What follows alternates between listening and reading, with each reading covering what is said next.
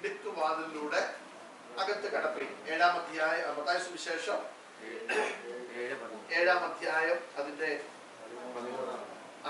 ആ വാക്യമാണ് നമ്മൾ വായിച്ചത്. ഞാൻ കഴിഞ്ഞ ആഴ്ച പറഞ്ഞു എന്താണ് ഇടുക്കുവാതിലൂടെ അകത്ത് കടപ്പീൻ എന്ന് ഇവിടെ കർത്താവ് പറയുവാനുള്ള കാരണം എന്തെന്ന്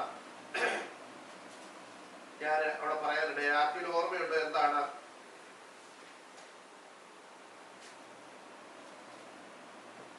ഓർമ്മയുണ്ടോ? ഒതുങ്ങിപ്പോയെങ്കിലേ ഒതുങ്ങിയാൽ മാത്രമേ ഇടുക്കുവാതിലൂടെ എത്തിയാൽ പറയും. ലൂക്കോസിന്റെ സുവിശേഷം നമ്മൾ പഠിക്കുമ്പോഴും അവിടെയും ഇങ്ങനെ തന്നെയാണ് കർത്താവിന്റെ ആ പ്രസംഗത്തെ കുറിച്ച് വൈദ്യനായ ലൂക്കോസ് രേഖപ്പെടുത്തിയിരിക്കുന്നതും ഇടുക്കുവാതിലൂടെ കടപ്പാൻ നിങ്ങൾ എന്ത് ചെയ്യണം? അവിടുത്തെ എഴുതിയിരിക്കുന്ന ആ വാക്യത്തിൽ 7-ാം അധ്യായത്തിന്റെ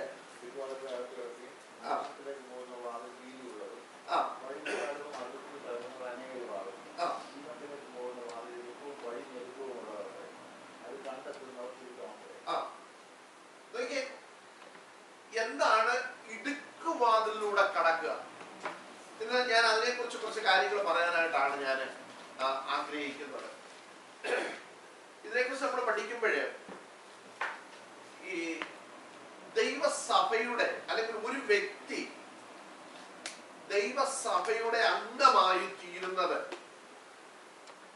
ഞാൻ പറയുന്നത് നമ്മുടെ ഇവിടുത്തെ സഭയുടെ അംഗമാകുന്നതല്ല, ദൈവസഭയുടെ. അതായത് കർത്താവ് പറഞ്ഞില്ലേ, വെളിപ്പാട് പുസ്തകത്തിൽ നമ്മളിങ്ങനെ വായിക്കുന്നുണ്ട്, പുസ്തകങ്ങൾ തുറന്നു. അടുത്തത് എഴുതിയിരിക്കുന്നത് അറിയോ?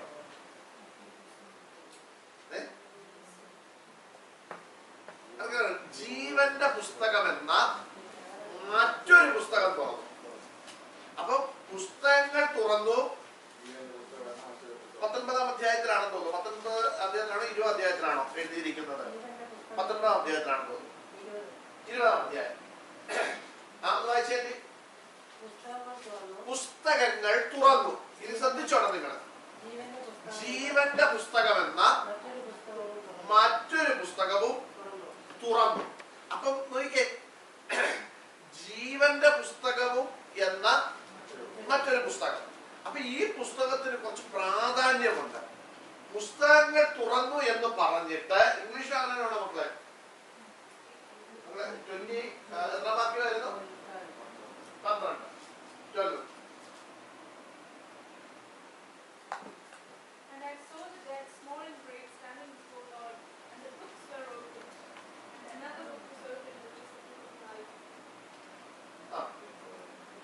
ഇനി ആ താഴോട്ട് വായിച്ചു വരുമ്പോൾ അവിടെ എഴുതിയിട്ടുണ്ട്, ജീവപുസ്തകത്തിൽ പേരെഴുതി കാണാത്ത.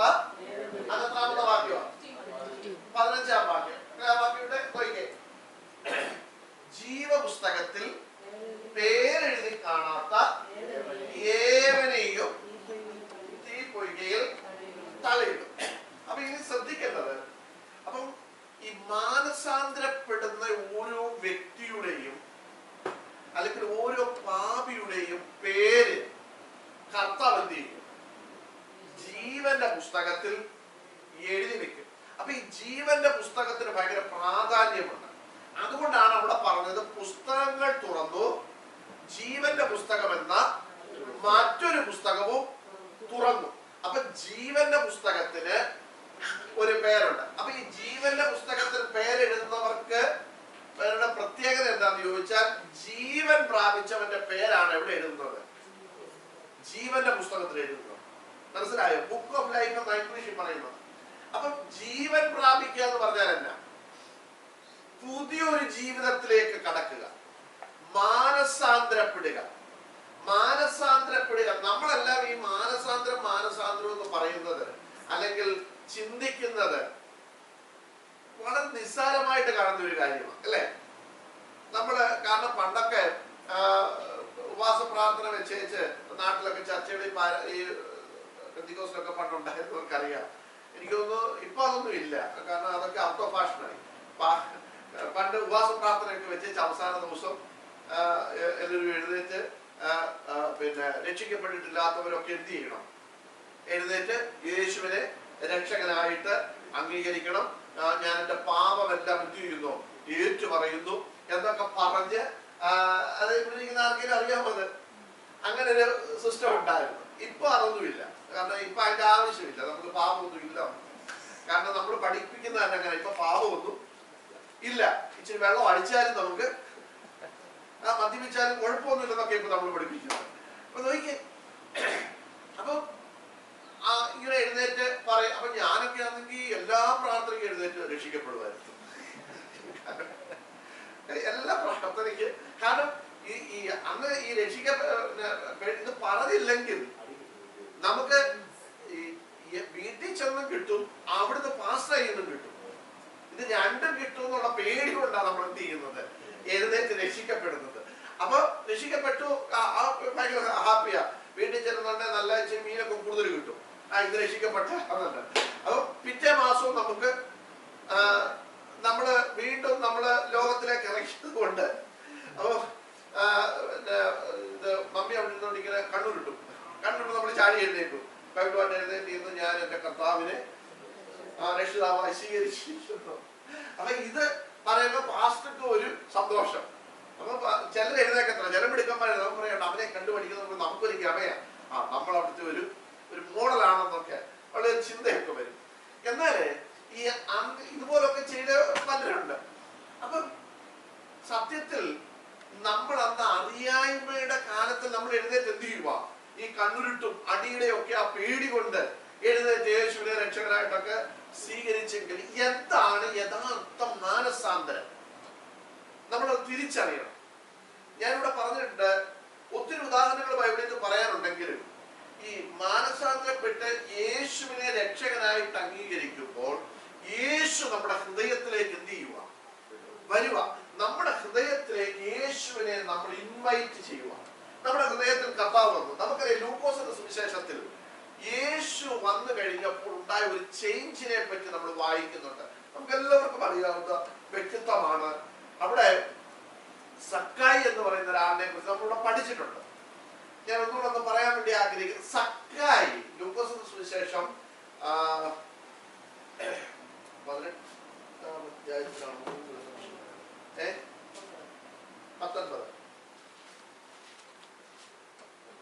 19 അധ്യായത്തില് നമുക്ക് ഈ ചരിത്രമൊക്കെ അറിയാവുന്നവരാ.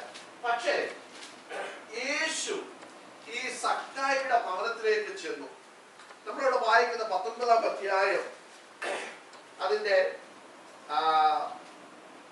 6 തൊട്ടുള്ള വാക്യങ്ങൾ വായിക്കുമ്പോൾ അവിടെ ഇങ്ങനെയാണ് വായിക്കുന്നത്. അവൻ ബന്ധപ്പെട്ട്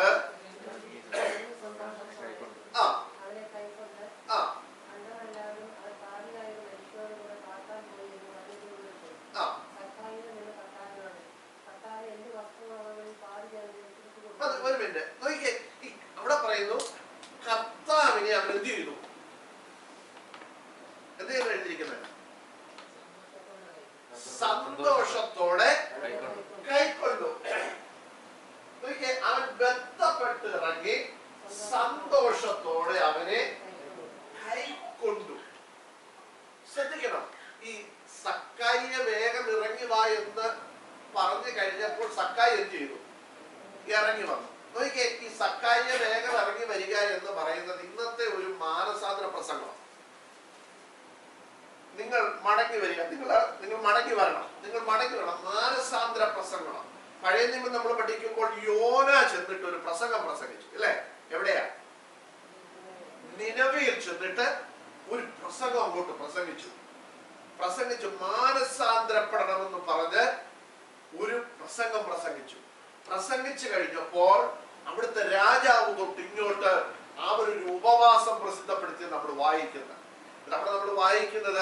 അവർ മാനസാന്തരപ്പെട്ടു എന്ന് അവരുടെ പ്രവൃത്തികളാൽ ദൈവം കണ്ടപ്പോൾ ദൈവം അവർക്ക് വരുത്തുമെന്ന് പറഞ്ഞ അനർത്ഥത്തെ കുറിച്ച് അനുതപിച്ചു. ശ്രദ്ധിച്ചേ, നിങ്ങളുടെ മാനസാന്തരം അല്ലെങ്കിൽ എന്റെ മാനസാന്തരം ദൈവത്തെ കൊണ്ട് അവന്റെ പ്രവൃത്തിയെ മാറ്റിക്കാൻ കഴിവുള്ളതാണ്. നോക്കിയേ, ഈ നിനവയിലെ ജനം ഉപവസിച്ചു, പ്രാർത്ഥിച്ചു, അവർ ആത്മതപനം ചെയ്തു, അല്ലെങ്കിൽ അവർ ദുഃഖിച്ചു, അവരുടെ പാപത്തെ കുറിച്ച് കുറിച്ച് അവർ എന്ത് ചെയ്തു? ദുഃഖിച്ചു. ദുഃഖിച്ചു കഴിഞ്ഞപ്പോൾ ശ്രദ്ധിക്കണം, കർത്താവ് അവർക്ക് വരുത്തുമെന്ന പറഞ്ഞതിനെ കുറിച്ച് കർത്താവ് എന്ത് ചെയ്യാൻ തുടങ്ങി? അനുതപിക്കാൻ തുടങ്ങി. നോക്കിക്കേ, കർത്താവ് അനുതപിച്ചു. ഞാൻ അവർക്ക് വരുത്തുമെന്ന് പറഞ്ഞ ദോഷത്തെ കുറിച്ച് കർത്താവ് അനുതപിച്ചിട്ട് ആ ദോഷം അവർക്ക് വരാതെ അവരെ എന്ത് ചെയ്തു? സൂക്ഷിച്ചു. ശ്രദ്ധിക്കണം, മാനസാന്തരം എന്ന് പറയുന്നത് അനുതാപം വരുന്നതായിരിക്കണം. ചെയ്ത തെറ്റിനെ കുറിച്ച് ബോധ്യം വന്ന് അതിനെ കുറിച്ച് നാം ദുഃഖിക്കുവാനിടയായി തീരണം. അതാണ് മാനസാന്തരം എന്ന് പറയുന്നത്. ഇടുക്കുവാതിലൂടെ കടക്കുക എന്ന് പറയുന്നത്, നമ്മളിവിടെ ഞാൻ ഒറ്റ വാക്കിൽ നിങ്ങൾക്ക് മനസ്സിലാകത്തക്ക ഭാഷയെ പറഞ്ഞു, നമ്മൾ കുറെ എന്ത് ചെയ്യണം? ഒതുങ്ങണമെന്ന് ഞാൻ പറഞ്ഞത്. അപ്പൊ ഈ എന്താ ഒതുങ്ങുക എന്ന് പറഞ്ഞാൽ, നമ്മുടെ ജീവിതത്തിൽ ദൈവമക്കളെ ഓർക്കണം, നമ്മൾ മാനസാന്തരപ്പെട്ടു എന്നൊക്കെ നമ്മൾ പറയും. പക്ഷേ ഞാൻ ചോദിക്കട്ടെ, നമ്മുടെ പാപത്തെ കുറിച്ച് നമുക്ക് ബോധ്യം വന്നിട്ടുണ്ടോ? നമ്മൾ ചെയ്ത പാപത്തെ കുറിച്ച് നമുക്ക് ബോധ്യം വന്നിട്ടുണ്ടോ? ഇനി ബോധ്യം വന്നിട്ട് ആ പാപത്തെ കുറിച്ച് അനുതപിച്ചിട്ടുണ്ടോ? ഇനി നമ്മൾ അതിനെ ഓർത്ത് ദുഃഖിച്ചിട്ടുണ്ടോ? പൗലോസ് പറയുന്നത് അനുതാപം വരാത്ത മാനസാന്തരം. വായിച്ചിട്ടുണ്ടോ നിങ്ങള്? അനുതാപം വരാത്ത മാനസാന്തരം. അപ്പൊ നോക്കിയേ, ഈ മാനസാന്തരം എന്ന് പറയുന്നത് ഒന്ന് അനുതപിക്കണം. അതാണ് ഞാന് ഈ നിനവയിലെ ജനത്തെ കുറിച്ച് പറഞ്ഞത്. അവരെന്ത് ചെയ്തു? അവരോട് മാനസാന്തരത്തെ കുറിച്ച് പ്രസംഗിച്ചപ്പോൾ അവരുടെ പാപമെല്ലാം അവർ എന്ത് ചെയ്യാൻ തുടങ്ങി? ഏറ്റു പറയാൻ തുടങ്ങി. അവരുടെ പാപത്തെ കുറിച്ച് അവർക്ക് ബോധ്യം വരാൻ തുടങ്ങി. സക്കായി അടുക്കൽ യേശു ചെന്ന് കഴിഞ്ഞപ്പോൾ നമ്മളോട് വായിക്കുന്നത്, അവൻ ബന്ധപ്പെട്ടിറങ്ങി സന്തോഷത്തോടെ അവനെ എന്ത് ചെയ്തു? കൈക്കൊണ്ടു. അവിടെ വെച്ച് തന്നെ അവൻ ആരായിട്ട് മാറി? ദൈവവൈദ്യനായി. കാരണം വചനപ്രകാരം അവൻ ആരായിട്ട് മാറി? യോഹന്നാൻ സുവിശേഷം 1-ാം അധ്യായം 12-ാം വാക്യം പ്രകാരം യൂദ ഇപ്പൊ ആരായി? ദൈവവൈദ്യനായി. ക്ഷമിക്കണം, സക്കായി. കാരണം 1-ാം അധ്യായം 12-ാം വാക്യത്തിൽ എന്താ പറഞ്ഞത്? അവനെ കൈക്കൊണ്ട് അവന്റെ നാമത്തിൽ വിശ്വസിക്കുന്ന ഏവർക്കും ദൈവ മക്കളായി തീരുവാനവൻ അധികാരം കൊടുത്തു. അങ്ങനെയാണെങ്കിൽ ലൂക്കോസ് സുവിശേഷം 19-ാം അധ്യായത്തിൽ നമ്മൾ വായിക്കുന്നത്, അവൻ ബന്ധപ്പെട്ടിറങ്ങി സന്തോഷത്തോടെ ആരെ കൈക്കൊണ്ടു? യേശുവിനെ കൈക്കൊണ്ടു. കേട്ടോ, യേശുവിനെ കൈക്കൊണ്ടു. നമ്മളെല്ലാം യേശുവിനെ കൈക്കൊണ്ടു. ഇനി അടുത്ത സ്റ്റേറ്റ് ഒരു 2-3 സ്റ്റെപ്പ് അവിടെ കിടപ്പുണ്ട്. നമ്മൾ അങ്ങോട്ട് എന്ത് ചെയ്തിട്ടില്ല, ഇറങ്ങിയില്ല. അതിന് പറയാം മക്കളെ, അടുത്ത വാക്കിയിട്ട് കണ്ടവരെല്ലാം അവൻ പാപിയായ മനുഷ്യനോട് കൂടെ പാർപ്പാൻ പോയി എന്ന് പറഞ്ഞ് അടുത്തത്. ഇനിയാണ് നമ്മൾ ശ്രദ്ധിക്കേണ്ടത്. നമ്മളെല്ലാം കർത്താവിനെ എന്ത് ചെയ്തു? കൈക്കൊണ്ടു. നമ്മൾ ആരായി? ദൈവമക്കളായി. ഓക്കെ, ഇവിടെ ആരും സക്കായി ആരായി? ഇപ്പൊ ദൈവവൈദ്യരായി. പക്ഷേ സക്കായി വേണമെന്നുണ്ടെങ്കിൽ സക്കായിക്ക് കർത്താവിന്റെ കൂടെ വീട്ടിലൊക്കെ ചെന്ന് അവന്റെ സാമ്പത്തികത്തിനനുസരിച്ച് നല്ല ഫുഡൊക്കെ ഉണ്ടാക്കി കർത്താവിന് കൊടുത്ത് പോകാൻ നേരത്ത്, കർത്താവെ നിങ്ങൾക്ക് 10-12-13 പേരുണ്ട്, വലിയ വരുമാനം ഒന്നും എന്നുണ്ട് ഇല്ല, ഇരിക്കട്ടെ, എന്റെ വൈകുന്ന 2 കിഴി പണവും എടുത്ത് എന്ത് ചെയ്യായിരുന്നു? കൊടുക്കായിരുന്നു. ഇത് ഞങ്ങളൊക്കെ ആയിരുന്നെങ്കിൽ എന്ത് ചെയ്തേനെ? നല്ല ഫുഡ് കിട്ടി പോരാൻ നേരത്ത് ഇനി തന്നില്ലെങ്കിൽ ഞങ്ങൾ ഏതെങ്കിലും ഒരു പ്രോജക്റ്റ് പറയും. നമുക്കൊരു അനാഥശാലയുടെ ഒരു പ്രോജക്റ്റ് ഉണ്ട്. കാരണം വീടിന്റെ സാമ്പത്തിക അനുസരിച്ചല്ല ഞങ്ങൾ കാര്യങ്ങൾ അങ്ങോട്ട് എത്തിയിരുന്നത് അവതരിപ്പിക്കുന്നത്. അപ്പൊ നമുക്കൊരു പ്രോജക്റ്റ് ഉണ്ട്, അതുകൊണ്ട് ലിപ്സ കുറച്ച് പൈസ നമുക്ക് വേണം. അങ്ങനെ തന്നെ വാസന കുഴപ്പമൊന്നുമില്ല, ആ ദൈവനാമത്തില്ല ഇരിക്കട്ടെ. അന്നത്തെ കാലത്ത് നമുക്കറിയാതെ കെട്ടി വെച്ചിരിക്കുന്നത് എടുത്തെന്ത് ചെയ്യും, കൊടുക്കും. ഞങ്ങൾക്ക് സന്തോഷം, ഞങ്ങൾ നാട് തിരികെ പ്രസംഗിക്കും. സക്കായി എന്ന് പറഞ്ഞ മനുഷ്യൻ ആണ് ഇതിന്റെ സ്പോൺസർ. അദ്ദേഹത്തിന്റെ പേര് വെളിപ്പെടുത്താൻ ഒട്ടും താല്പര്യമില്ല, പക്ഷെ എന്നാലും ഞങ്ങൾക്ക് പറയാതിരിക്കാൻ കഴിയത്തില്ല എന്നൊക്കെ പറഞ്ഞ് ഞങ്ങൾ അതൊക്കെ അടിച്ച് എവിടെ കയറ്റും? മേളിൽ കയറ്റും. മരിക്കുന്നന്ന് ഞങ്ങൾ എല്ലാവരും ഈ പുള്ളിയെ ചെയ്യും. കണ്ടിട്ടില്ലേ? അടക്കം കണ്ടിട്ടില്ലേ? എന്ത് ഇതുണ്ടാക്കിയവനാണെങ്കിലും ഞങ്ങൾ പാസ്റ്റർമാരെല്ലാം കൂടെ ചെന്ന് പുള്ളിയെ അടിച്ച് റെഡി ആക്കി സ്വർഗത്തിൽ കയറ്റും. വിട്ടയച്ചാൽ ഞങ്ങൾ എന്ത് ചെയ്യത്തുള്ളൂ? പോരത്തുള്ളൂ. പിന്നെ കിട്ടിയ സ്വത്രാഴ്ച മേടിച്ച് ഞങ്ങൾ സ്ഥലം വിടും. കണ്ടില്ലേ? നടക്കുന്ന കണ്ടില്ലേ? മക്കളെ നാട്ടിൽ എന്റെ പൊന്നെ അടിച്ച് പൂക്കുറ്റിയായിട്ട് നടക്കുന്നവരും ബന്ധുക്കോസാണെങ്കിൽ ഞങ്ങൾ പാസ്റ്റർമാരവനെ ഇവിടെ കയറ്റും. സ്വർഗത്തിൽ വിട്ടയച്ച ഞങ്ങൾ പോരത്തുള്ളൂ. സമുദായ സഭയില് അവര് എങ്ങനെയാണ്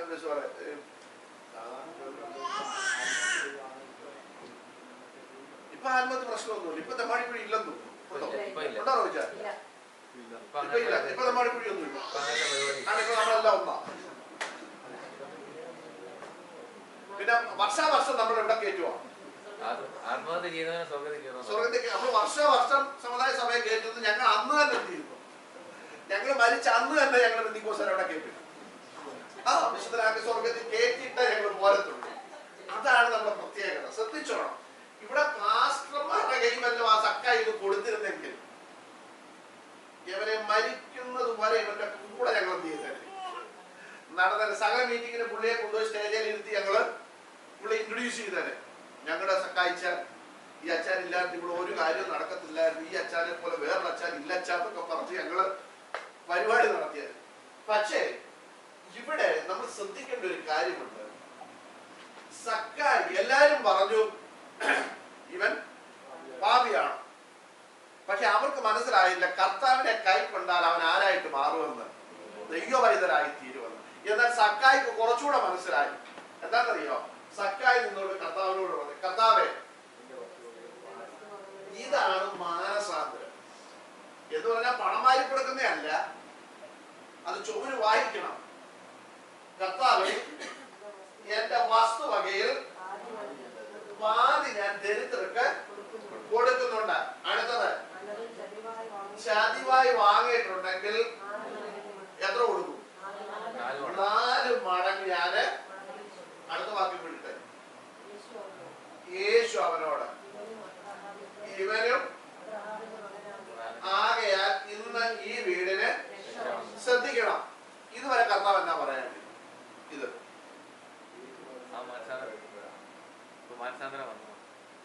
ഇവൻ ദൈവവേദനൊക്കെ ആയി കാര്യം ശരിയാ. പക്ഷെ ഇവൻ വിടേണ്ടത് വിട്ടോ? വിട്ടില്ല. അവിടെയാണ് വിഷയം. നമ്മളും എവിടെ വരെ എത്തിയായിരുന്നു? യേശുവിനെ സന്തോഷത്തോടെ എന്ത് ചെയ്തു? കൈക്കൊണ്ടു. പക്ഷേ വിടേണ്ട പല പരിപാടികളും നമ്മൾ ഇന്ന് എന്ത് ചെയ്തിട്ടില്ല. സക്കായി മുന്നോട്ട് പറഞ്ഞ കർത്താവേ എന്റെ വസ്തുവകയിൽ പാതി ഞാൻ ആർക്ക് കൊടുക്കാം? ദരിദ്രർക്ക് കൊടുക്കാം. അടുത്തത് ചതിവായിട്ട് വാങ്ങിയിട്ടുണ്ടെങ്കിൽ 4 മടങ്ങ് ഞാൻ എന്ത് ചെയ്യാൻ പോവാം? മടക്കി കൊടുക്കാം. ഉടനെ കർത്താവ് പറഞ്ഞു ഇന്ന് ഈ വീടിന് രക്ഷ വന്നു. കാരണം ഇവൻ ആരുടെ മകനായിട്ട് മാറി? അബ്രഹാമിന്റെ മകനായി. അപ്പൊ നോക്കിക്കേ, യേശുവിനെ കൈക്കൊണ്ട് കഴിയുമ്പോ നമുക്ക് പാപബോധം വരുന്നില്ലെങ്കിൽ നമ്മുടെ മാനസാന്തരത്തിൽ എന്തോ ഒരു കുഴപ്പമുണ്ട്. നമ്മൾ ഇന്ന് മാനസാന്തരപ്പെട്ടത് ഞാനിവിടെ പറഞ്ഞിട്ടുണ്ട്. ഇങ്ങോട്ട് മേടിക്കാനാണ് നമ്മൾ മാനസാന്തരപ്പെട്ടത്. ആരോ പ്രസംഗിച്ചു, ഇന്ന് നിങ്ങൾ മാനസാന്തരപ്പെട്ടാൽ നിങ്ങളുടെ പ്രശ്നമല്ല, നിങ്ങൾ സ്നാനപ്പെട്ടാൽ നിങ്ങളുടെ സാമ്പത്തിക വളർച്ച ഉണ്ടാവും. ഇത് കേട്ടപ്പോൾ നമുക്ക് ഭയങ്കര സന്തോഷമായി. നമ്മൾ എന്ത് ചെയ്യും? ഇതെല്ലാം ചെയ്തു. നമ്മൾ ഇങ്ങോട്ട് കിട്ടാനാ നമ്മൾ എന്ത് ചെയ്തത്? അതൊക്കെ മേടിച്ചോ, കുഴപ്പമൊന്നുമില്ല. പക്ഷെ നമ്മിൽ നിന്ന് പോകേണ്ടത് പോയിട്ടുണ്ടോ? നമ്മുടെ സ്വഭാവത്തിന് മാറ്റം വന്നിട്ടുണ്ടോ? നമ്മൾ ഈ ചതിവായിട്ട് മേടിച്ചതും ചതി കാണിച്ച എല്ലാം നമ്മൾ പുറകിൽ എത്തിയിരിക്കുക, അലമാരിക്കകത്ത് വെച്ചിരിക്കുക. നമ്മൾ അതൊന്നും തൊട്ടിട്ടില്ല. ശ്രദ്ധിക്കണം. സക്കായി പറയുകയാണ്, കർത്താവേ, ഞാൻ എന്റെ വസ്തുവകയിൽ പാതി ഞാൻ ആർക്ക് കൊടുക്കാം? ദരിദ്രർക്ക് കൊടുക്കാം. നോക്കണം, ഇവൻ ഒതുങ്ങാൻ തുടങ്ങി. മനസ്സിലായോ? ഞാനീ പറയുന്നത് നിങ്ങൾ വിചാരിക്കും മാസാന്തരപ്പെട്ട് മാസം പറയാം പൈസ കൊടുക്കണം, പൈസ മാത്രമല്ല ഞാൻ ഉദ്ദേശിക്കുന്നത്. ഇവിടെ സക്കായി അങ്ങനെ പറഞ്ഞെങ്കിൽ അവൻ അതുപോലെ മേടിച്ചിട്ടുണ്ട്. അതുകൊണ്ടാണ് സക്കായി ഇത് പറഞ്ഞത്. നമ്മൾ എന്തെല്ലാം കാര്യങ്ങൾ നമ്മുടെ ഉള്ളിൽ ഇരിപ്പുണ്ട്, നമ്മൾ വെളിവിടാത്ത, ഇതെല്ലാം കൊണ്ട് നമ്മളിങ്ങനെ ചീർത്തിരിക്കുക. ഞാനൊരു വാക്യം നമ്മൾ ഇതിനോട് ബന്ധപ്പെടുത്തി, ഞാൻ വിഷയം വേറെ ആണെങ്കിൽ ഞാൻ പറയാം. 2 കൊരിന്ത്യർ ലേഖനം 5-ാം അധ്യായം നമ്മൾ പഠിക്കുമ്പോഴേ, 2 കൊരിന്ത്യർ ലേഖനത്തിലാണെന്ന് തോന്നുന്നു, 5-ാം അധ്യായത്തിൽ പൗലോസ് ഇങ്ങനെ പറഞ്ഞു. അതിന്റെ 1-ാം വാക്യം വായിച്ചേ. അല്ല, 2 കൊരിന്ത്യർ അല്ല, 1 കൊരിന്ത്യരാണ്.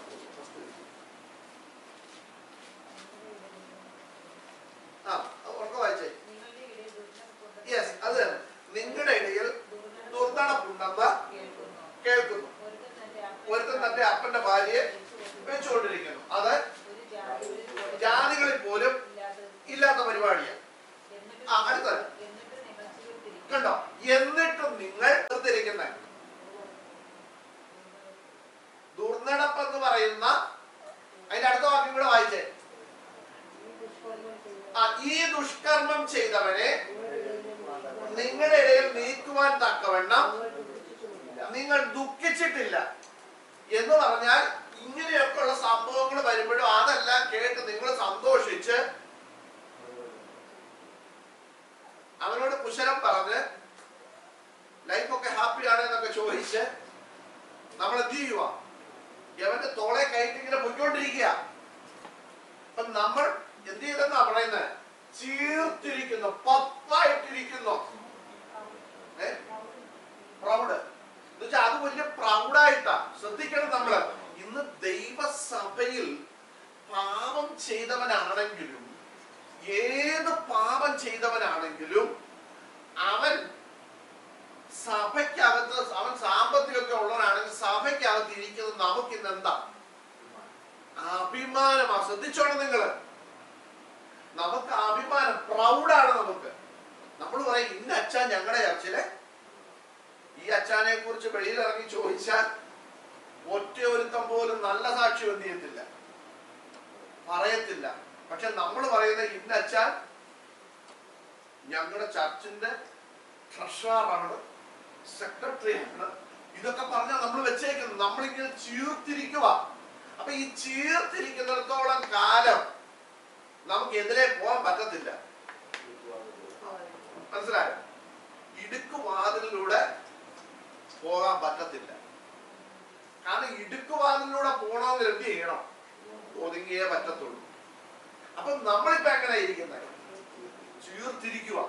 ഇവിടെ കൊരിന്ത്യ സഭയെ കുറിച്ച് പറയുന്ന, കൊരിന്ത്യ സഭ ഇപ്പൊ ചീർത്തിരിക്കുക, വലിയ പ്രൗഡായിട്ടിരിക്കുക. ശ്രദ്ധിച്ചോണം, ദൈവസഭയെ കുറിച്ചാ പറയുന്നത്.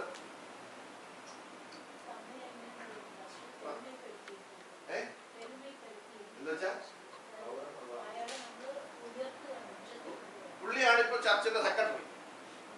പുള്ളിക്ക് പ്രൊമോഷൻ കൊടുത്തു.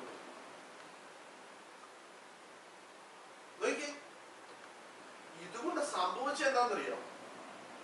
നിങ്ങൾക്കറിയാം, ഈ സംഭവിച്ച് ഇങ്ങനെയൊക്കെ നമ്മൾ കാണിച്ചു കൂട്ടിയപ്പോഴേ നമ്മുടെ ഇടയ്ക്ക് ഉണ്ടായിരുന്ന ചിലതൊക്കെ, വേണ്ടത് പലതും നമ്മുടെ സമയത്ത് ഇറങ്ങിപ്പോയി. ഏതൊക്കെയാണെന്നറിയോ? സഭയ്ക്ക് വേണ്ട എന്തൊക്കെയായിരുന്നു?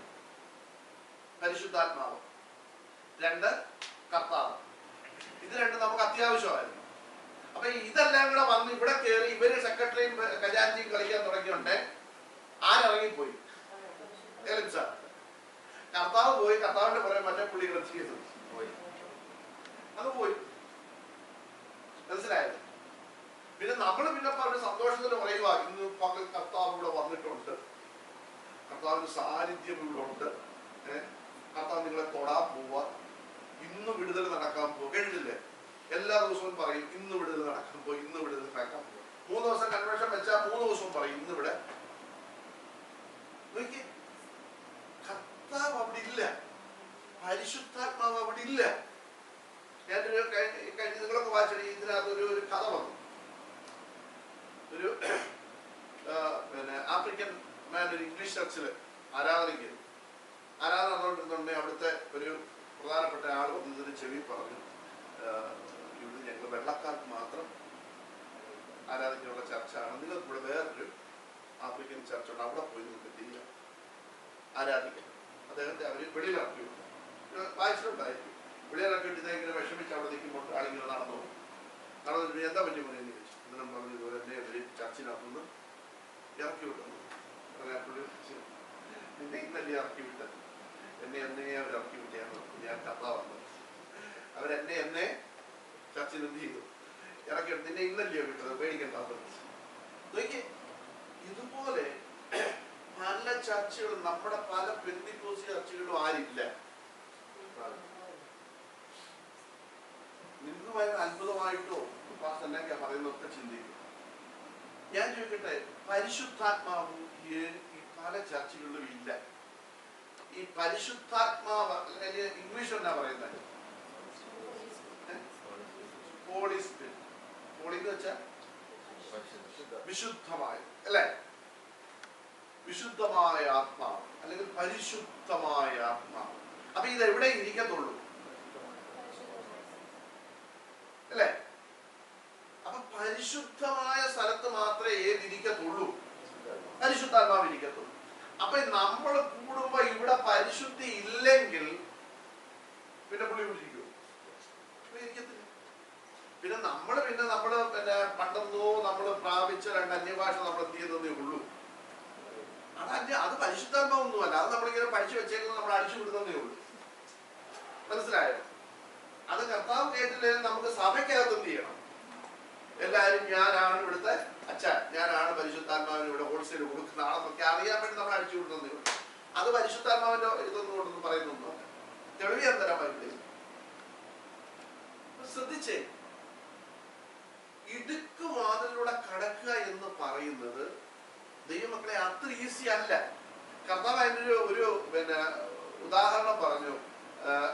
ധനവാൻ സ്വർഗരാജ്യത്തിൽ കടക്കുന്നതിനെക്കാട്ടിൽ എളുപ്പമുള്ള ഒരു കാര്യങ്ങളെ കർത്താവ് പറഞ്ഞു. എന്താണെന്നറിയാമോ? ഒട്ടകം സൂര്യക്കുഴയിൽ കൂടെ കടക്കുന്നതാണ് എളുപ്പമെന്ന് പറഞ്ഞു. മനസ്സിലായോ? അപ്പൊ നോക്കി, കർത്താവ് ധനവാൻ സ്വർഗരാജ്യത്തിൽ പോകത്തില്ലെന്ന് പറഞ്ഞില്ല. കാരണം സക്കായി ആരായിരുന്നു? ധനവാനായ വ്യക്തിയാ.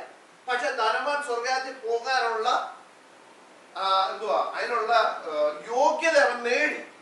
അപ്പൊ കർത്താവ് പറഞ്ഞത് ധനവാൻ സ്വർഗരാജ്യത്തിൽ കടക്കുന്നതിനേക്കാൾ ഒട്ടകം സൂചിക്കുഴിയിൽ കൂടെ കടക്കുന്നതാണ് എളുപ്പം എന്ന് പറഞ്ഞു. അപ്പൊ കടക്കാൻ പറ്റും, പക്ഷെ നീ എന്ത് ചെയ്യണം? ഒതുങ്ങണം.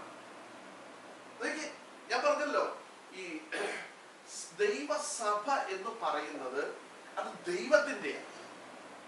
മനസ്സിലായോ? ദൈവസഭ ദൈവത്തിന്റെ. നമ്മളെല്ലാം പറയുന്നത് ഞങ്ങളുടെ സഭയാണ് ദൈവസഭ, വലുതെന്നല്ല ദൈവസഭ. നമ്മൾ സൗത്താമ്പിള നമ്മുടെ ചർച്ചാണ് ദൈവസഭ. എല്ലാം വിളിച്ചു നമ്മൾ പറയുന്നത് നമ്മുടെ സഭയാണ്, വേറെ ഒന്നും എന്തല്ല.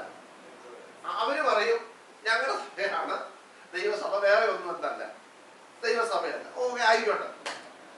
നമ്മൾ ചിന്തിക്കേണ്ട ഒരു കാര്യം, ദൈവസഭയാണെങ്കിൽ ഇതിനെ നിയന്ത്രിക്കേണ്ടത് ആരാ? ദൈവമാണ്. അപ്പൊ ഞാൻ ചോദിക്കട്ടെ, ഈ ദൈവസഭയെ മാനുഷിക ബുദ്ധി കൊണ്ടും മാനുഷിക നിയമം കൊണ്ടും നിയന്ത്രിച്ചാൽ അവിടെ പിന്നെ ആരും നിൽക്കത്തില്ല, കർത്താവ് നിൽക്കത്തില്ല. നമ്മളെ ആക്കിയിരിക്കുന്നു. നമുക്കറിയാം, ഈ 12 അപ്പോസ്തലന്മാർ കർത്താവിന്റെ കൂടെ ഉണ്ടായിരുന്നു, അല്ലെ? ഒരാള് വെളച്ചിൽ കാണിച്ചു പോയി. ആ സ്ഥാനത്തേക്ക് വേറൊരാളെ എന്ത് ചെയ്തു? തെരഞ്ഞെടുത്തു. അദ്ദേഹത്തിന്റെ പേരാണ് മത്തിയാസ്. ഈ മത്തിയാസിനെ എങ്ങനെയാ തെരഞ്ഞെടുത്തത്?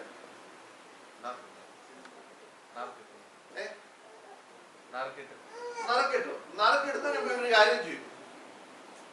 ഇവര് പ്രാർത്ഥിച്ചിട്ട് ദൈവത്തോട് പറഞ്ഞു, കർത്താവേ, നിങ്ങൾ ആ അപ്പോസ്തല പ്രവൃത്തി 1-ാം അധ്യായം നിങ്ങളൊന്ന് വായിച്ചു നോക്കി.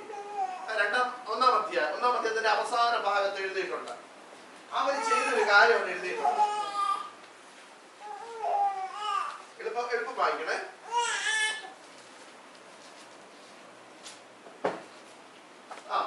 അത് തന്നെ 26 വാക്യം. ഇതിന്റെ മേലത്തെ വാക്യം നമുക്ക്. അങ്ങനെ അവർ യുസ്തൂസ് എന്ന പേര് മറുപേരുള്ള ബർശബ എന്ന യോസഫ്, മത്യാസ് എന്നീ 2 പേരെ നിർത്തി. അടുത്തത്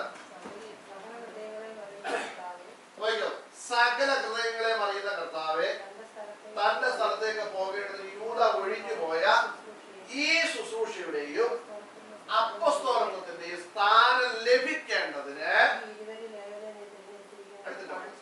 ഈ 20 ലേവരെ നീ തെരഞ്ഞെടുത്തിരിക്കുന്നു എന്ന് കാണിച്ചു തരണമേ എന്ന് പ്രാർത്ഥിച്ചു. അപ്പൊ ചീട്ടെടുത്തതിന് മുമ്പ് ഇവർ എന്ത് ചെയ്തു?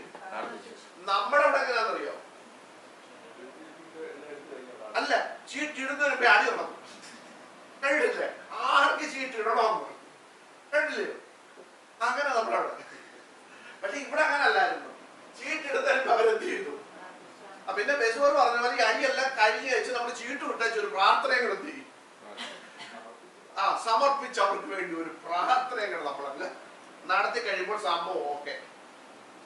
ശ്രദ്ധിച്ചോണം, ഇവിടെ പറയുന്നത് ഈ 20 ലേവരെ നീ തെരഞ്ഞെടുക്കണം. അപ്പൊ വിഷയം അതാ, ആര് തെരഞ്ഞെടുക്കണം? നമ്മുടെ തെരഞ്ഞെടുപ്പ് അതിന് ശേഷമേ ആകാവൂ. ഇവിടെ പറയുന്നത് ഏവരെ നീ തെരഞ്ഞെടുത്തിരിക്കുന്നു എന്ന് കാണിച്ചു തരണമേ എന്ന് പ്രാർത്ഥിച്ചു. എന്നിട്ട് അവരുടെ പേർക്ക് ചീട്ടിട്ടു. അപ്പൊ നോക്കി, ഇതാണ് അതിന്റെ രീതി. അപ്പൊ കർത്താവ് സഭയെ നിയന്ത്രിക്കണം. ഇല്ല എങ്കിൽ അതെന്തല്ല, അത് സഭയാണ്. പക്ഷെ എന്ത് സഭയല്ല? ദൈവസഭയല്ല, സഭയാണ്. കാരണം കൂടി വരുന്നതല്ല. നമ്മൾ കൂടി വരുമ്പോ എന്താ? അത് സഭയാണ്. പക്ഷെ ദൈവസഭയാകണമെങ്കിൽ അതിനെ ആര് നിയന്ത്രിക്കണം? ദൈവം നിയന്ത്രിക്കണം. ദൈവം നിയന്ത്രിക്കുന്നു എന്ന് പറയുമ്പോൾ ദൈവം പറഞ്ഞത് നമ്മൾ എന്ത് ചെയ്യണം? അനുസരിക്കണം. മനസ്സിലായോ? അപ്പൊ വചനം അനുസരിക്കാത്തവരൊക്കെ സഭയെ നിയന്ത്രിക്കാൻ കയറി കഴിയുമ്പോൾ കർത്താവ് പറയും, എന്താ പിന്നെ നിങ്ങളത് നിയന്ത്രിച്ചോ, ഞാനത് വന്നു പറയും. ഇന്ന് അങ്ങനെ കർത്താവ് എല്ലായിടത്തും എന്ത് ചെയ്തു? ഞാൻ പറഞ്ഞില്ലേ, നമ്മൾ നടത്തുന്ന പല കൺവെൻഷനുകൾ, ലക്ഷങ്ങൾ മുടക്കി നടത്തുന്ന പല കൺവെൻഷനുകൾ പോലും കർത്താവ് അറിഞ്ഞിട്ടില്ല. നിങ്ങൾ എന്നോട് പണകവും ചെയ്യരുത്. നമ്മൾ ലക്ഷങ്ങൾ മുടക്കി നടത്തുന്ന കൺവെൻഷനുകൾ പോലും ആരറിഞ്ഞിട്ടില്ല? കർത്താവ് അറിഞ്ഞിട്ടില്ല. കാരണം കൺവെൻഷൻ നടത്തുന്നതിന് മുമ്പേ ഒരടി കഴിഞ്ഞാച്ചാ നമ്മൾ എന്ത് ചെയ്യുന്നത്? കാരണം പ്രസംഗകരെ വിളിക്കുന്നതിന് ഒരു അടിയുണ്ട്. ഇത് അവിടെ ചെന്ന് പറയുന്നും വേണ്ട. കൺവെൻഷൻ ആര് പ്രസംഗിക്കണം അതിനൊരടി, എവിടെ നടത്തണം അതിനൊരടി, പാട്ടുകാരെ വിളിക്കുന്നൊരടി. നമ്മുടെ എല്ലാം കേറോവിൽ ആരുണ്ട്? പാട്ടുകാരുണ്ട്, പ്രസംഗമുണ്ട്. ഇവരെ എല്ലാം നമുക്ക് വിളിക്കാൻ പറ്റത്തില്ല. ഇതെല്ലാം കഴിഞ്ഞേച്ചാണ് നമ്മൾ എന്തിനു വരുന്നത്? കൺവെൻഷന് വേണ്ടി വരുന്നത്. വന്നിട്ട് ഒരു പ്രാർത്ഥന നമ്മളങ്ങോട്ട് പ്രാർത്ഥിക്കും. അതാണ് സഹിക്കാൻ വയ്യാത്തത്. അപ്പൊ നമ്മുടെ പല മീറ്റിങ്ങുകളും കർത്താവ് എന്ത് ചെയ്യുന്നില്ല. കർത്താവ് പറയണമെങ്കിൽ അത് ആരാ നടത്തേണ്ടത്? അതിന് മെയിൻ ആരായിരിക്കണം? കർത്താവ് ആയിരിക്കണം. പോകട്ടെ, അങ്ങനെ പറഞ്ഞ ഒത്തിരി മുമ്പോട്ട് പോകും. അപ്പം നമ്മൾ പറഞ്ഞു വന്ന വിഷയം ഇടുക്കുവാതിലൂടെ കടക്കുക. ദൈവസഭയെ കുറിച്ച് നമ്മൾ അറിഞ്ഞോണം. ദൈവസഭയെ കുറിച്ച് ദൈവം ആഗ്രഹിക്കുന്നത്, നമ്മൾ പറയും തന്റെ സഭയെ ചേർക്കുവാൻ കർത്താവ് എന്ത് ചെയ്യാൻ പോവാ? വരാൻ പോവാ. അങ്ങനല്ലേ നമ്മൾ പറയുന്നത്? തന്റെ സഭയെ ചേർക്കാൻ. അപ്പൊ ഈ സഭയെ ചേർക്കാൻ നമ്മളെല്ലാം പറയുന്നു നമ്മുടെ സഭയാണ് ദൈവസഭ, നമ്മുടെ സഭയാണ് ദൈവസഭ. പക്ഷെ ഞാൻ ചോദിക്കട്ടെ, ഈ ദൈവസഭ നമ്മുടെയാണെന്ന് പറയുമ്പോൾ നമ്മുടെ സഭയെ നിയന്ത്രിക്കുന്നത് ആരാ? കർത്താവാണോ, പരിശുദ്ധാത്മാവാണോ, അതോ അച്ചായന്മാരാണോ? ഇതാദ്യം നമ്മൾ ചിന്തിക്കണം. കർത്താവ് നിയന്ത്രിക്കുന്നില്ല എങ്കിൽ, പരിശുദ്ധാത്മാവ് നിയന്ത്രിക്കുന്നില്ല എങ്കിൽ അത് ദൈവസഭയല്ല. നമുക്ക് പറയാം ദൈവസഭ, പക്ഷെ കർത്താവ് പറയും ഞാൻ നിങ്ങളെ ഒരു നാളും അങ്ങനെ കർത്താവ് പറഞ്ഞു കളിക്കുക. മനസ്സിലായോ? കാരണം ഭയങ്കര പരിപാടി നടത്തിയവരെ ഒക്കെ കണ്ടിട്ട് കർത്താവ് എന്നാ പറഞ്ഞേ? കർത്താവ് എടുക്കാൻ വന്നിട്ട് അവരെന്നാ പറഞ്ഞേ? എന്റെ കൂട്ടി ഇപ്പൊ ഉണക്കപ്പാസം വരുമല്ലോ അവര് പറഞ്ഞു ഞാൻ നിന്റെ നാമത്തിൽ എന്ത് ചെയ്തു? അപ്പൊ ഭൂതശാന്തിയുള്ളവരായിരുന്നു. പിന്നെ രോഗികളെ സൗഖ്യം, അപ്പൊ രോഗശാന്തിയുള്ളവരായിരുന്നു. അടുത്ത പറഞ്ഞ ഞങ്ങൾ വീര്യപ്രവർത്തികളൊക്കെ എന്ത് ചെയ്തു? അപ്പൊ കുറഞ്ഞ പുള്ളികളൊന്നും അല്ലായിരുന്നു. കർത്താവ് പറഞ്ഞു ഞാൻ നിങ്ങളെ ഒരു നാളും അറിയില്ല. അപ്പൊ നോക്കണം, ഈ വലിയ പരിപാടിയൊക്കെ നടത്തിയെന്നുള്ളതൊന്നും അല്ല വിഷയം. അതൊക്കെ നടത്തിക്കോ? നമ്മൾ തെറ്റിപ്പോ നമ്മൾ ആ വിഷയമായിരുന്നു. കഴിഞ്ഞ ആഴ്ച നമ്മൾ അതിനെ കുറിച്ച് നമ്മളൊന്ന് പറഞ്ഞു പോയായിരുന്നു. 7-ാം അധ്യായത്തിലുണ്ട്. 7-ാം അധ്യായം മത്തായി സുവിശേഷം 7-ാം അധ്യായത്തിൽ നമ്മൾ വായിക്കുന്നുണ്ട്, കള്ളപ്രവാചകന്മാരെ സൂക്ഷിച്ചുകൊള്ളുവീൻ, അവർ ആടുകളുടെ വേഷം പൂണ്ട് നിങ്ങളുടെ അടുക്കൽ വരുമെന്നൊക്കെ നമ്മൾ കഴിഞ്ഞ ആഴ്ച പറഞ്ഞു പോയി. എന്നിട്ടാണ് നമ്മൾ താഴോട്ട് വന്നിട്ട് ഏത് ഭാഗം വായിച്ചത്? ഇന്നിവിടെ വെസ്മറാണെന്ന് പറഞ്ഞു എന്നോട് കർത്താവേ കർത്താവേ എന്ന് പറയുന്ന ഏവരുമല്ല, പിതാവിന്റെ ഇഷ്ടം ചെയ്യുന്നവൻ അത്രേ സ്വർഗരാജ്യത്തിൽ കടക്കുന്നത്. ഉണ്ടോ? അപ്പൊ നമ്മുടെ ഇഷ്ടം നടത്താനാണ് നമ്മൾ ഈ കടിപിടി എല്ലാം കൂട്ടുന്നതെങ്കിൽ എവിടെ പോവുകയല്ല. കർത്താവിന്റെ ഇവിടെ പറഞ്ഞേ, എന്നോട് കർത്താവേ കർത്താവേ എന്ന് പറയുന്നവർ ഏവരുമല്ല, സ്വർഗസ്ഥനായ എന്റെ പിതാവിന്റെ ഇഷ്ടം ചെയ്യുക. അപ്പൊ കർത്താവിന്റെ ഇഷ്ടം തിരിച്ചറിഞ്ഞ് കർത്താവിന്റെ ഇഷ്ടം ചെയ്യാതെ എന്റെ ഇഷ്ടം ഇവിടെ കൊണ്ടുവന്നിട്ട് എന്റെ ഇഷ്ടത്തിനനുസരിച്ച് കാര്യങ്ങൾ മുൻപോട്ട് നീക്കിയാൽ നീ സ്വർഗത്തിന്റെ പടിവാതിൽ കടക്കത്തില്ലെന്നാ കർത്താവ് പറഞ്ഞത്. അത് ഏത് പുള്ളിയാണെങ്കിലും, അത് ആഗോള ദൈവസഭയുടെ തലവനാണെങ്കിലും, കേരളത്തിന്റെ തലവനാണെങ്കിലും, UK-യുടെ തലവനാണെങ്കിലും എവിടെ പോവുകയല്ല. ദൈവസഭയിൽ ദൈവത്തിന്റെ ഇഷ്ടം നിറവേറണം, നമ്മിൽ ദൈവ ഇഷ്ടം നിറവേറണം. എന്റെ ഇഷ്ടത്തിനനുസരിച്ച് ഞാൻ ഇതിനെ വളച്ചു കൊണ്ടുപോയാൽ ഇത് ദൈവസഭയല്ല, ഇത് എന്റെ സഭയാണ്. മനസ്സിലായോ? അങ്ങനെ ഇത് പോകുന്നുണ്ടല്ലോ അല്ലേ? പിടിക്കുന്നുണ്ടല്ലോ. വിടണം. അപ്പൊ ദൈവസഭ എന്ന് പറയുന്നത് ദൈവം നിയന്ത്രിക്കുന്നതായിരിക്കണം. അല്ലാതെ കുറെ കാശുള്ള അച്ചായന്മാർ നിയന്ത്രിക്കുന്നതല്ല ദൈവസഭ. അത് അച്ചായന്റെ സഭയാണ്. മനസ്സിലായോ?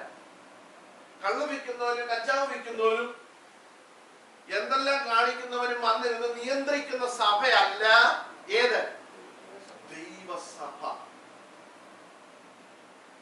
ഇന്ന് നമുക്കറിയാം, ദൈവമക്കളെ വളരെ ദുഃഖത്തോട് പറയാൻ പല സഭകളും കാശുള്ളവ പറയുന്നതാണ് അവിടുത്തെ കാര്യം. ദൈവ ഇഷ്ടത്തിനോ ദൈവഹിതത്തിനോ പരിശുദ്ധാത്മാവിനോ ദൈവത്തിന്റെ ഹിതത്തിനോ അവിടെ എന്തില്ല. പാസ്റ്റർ പോലും അവൻ പറയുന്ന കേട്ടില്ല, ചെവി പിടിച്ച് വെളിയിൽ കളയും. ആ പരുവത്തിലായിരുന്നു ദൈവസഭ പോകുന്നത്. പല ചർച്ചുകളും അവൻ കള്ളു വിറ്റുകൊണ്ടിരുന്ന കാശും അവൻ എന്തൊക്കെ കാണിച്ച് തലകുത്തി നിന്ന് കൊണ്ടിരുന്ന കാശാണെങ്കിൽ കാശ് അവന്റെ കയ്യിലുണ്ടെങ്കിൽ അവൻ പറയുന്നതാണ് സഭ അനുസരിക്കേണ്ടത്. അത് ദൈവസഭയല്ല. ഓർത്തോണം. ആ സഭയെ ചേർക്കാൻ അല്ല കർത്താവ് വരുന്നത്. മനസ്സിലായോ? അതിനെ ചേർക്കാൻ അല്ല കർത്താവ് വരുന്നത്. അപ്പൊ നിത്യതയിൽ എത്തണമെങ്കിൽ ഇവിടെ നമ്മൾ സുവിശേഷം 20 നമ്മള് സക്കായിയെ കുറിച്ച് സക്കായി പറയുകയാണ്. ഒന്ന്, അവനെ കൈക്കൊണ്ടു. അടുത്തത് അവൻ പറഞ്ഞു, അവിടെ കണ്ടവരെല്ലാം പറഞ്ഞു. നിങ്ങൾ ശ്രദ്ധിക്കണം, ഒരു വ്യക്തി മാനസാന്തരപ്പെട്ട് കഴിയുമ്പോഴും യേശുവിനെ കൈക്കൊണ്ട് കഴിയുമ്പോഴും മനുഷ്യൻ പറയുന്ന ചില സാക്ഷ്യങ്ങളുണ്ട്. ഇവൻ അവന്റെ പുറകിലോട്ടുള്ള കാലങ്ങൾ ഭയങ്കര മോശമായിരുന്നെങ്കിൽ നമ്മൾ പറയും ഇവൻ എത്ര മാനസാന്തരപ്പെട്ടാലും നമ്മളെന്തൊക്കെ അടിച്ചുവിടുന്നത് പറയും. ഇവനെ നമുക്കറിയാമല്ലോ. ഇവൻ ആരായിരുന്നു നമുക്കറിയാം. ഇത് തന്നെ ഇവിടെയും പറഞ്ഞത്.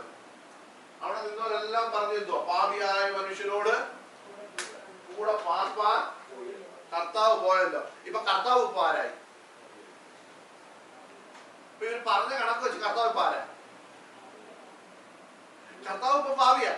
ഇവൻ ആരുടെ കൂടെ പോയത്? കർത്താവ് ഭാവിയുടെ കൂടെ പോയി. നമുക്കറിയാം, ദൈവവചനം പഠിക്കുമ്പോഴേ കർത്താവിന്റെ കൂടെ കൂടിയവരുടെ ഒക്കെ പിന്നെ മേൽവിലാസം കൊടുത്തിട്ടുണ്ട്. ആരൊക്കെയാണെന്നറിയാം? കർത്താവിന്റെ കൂടെ കൂടിയവരുടെ ഒക്കെ മേൽവിലാസം എന്ന് വരുന്നറിയാം? ചുങ്കക്കാര്, പാപികള്, വേശ്യമാര്, മുക്കുവന്മാര്, ഇവരൊക്കെ ആരുടെ കൂടെ കൂടിയത്? കർത്താവിന്റെ കൂടെ കൂടിയത് അല്ലേ? ശമരിയക്കാരത്തെ സ്ത്രീ ഒറ്റ പ്രസംഗം, ഒത്തിരി ഒന്നും പ്രസംഗിച്ചില്ല. നിങ്ങൾ ലൂക്കോസ് സുവിശേഷം വായിച്ചു നോക്കിയേ. ശമരിയക്കാരത്ത് യോഹന്നാന്റെ സുവിശേഷം 3-ാം അധ്യായം. ശമരിയക്കാരത്തെ സ്ത്രീ പട്ടണത്തിൽ ചെന്നിട്ട് 5-6 സെന്റൻസിലുള്ള ഒറ്റ സാക്ഷ്യം പറഞ്ഞു.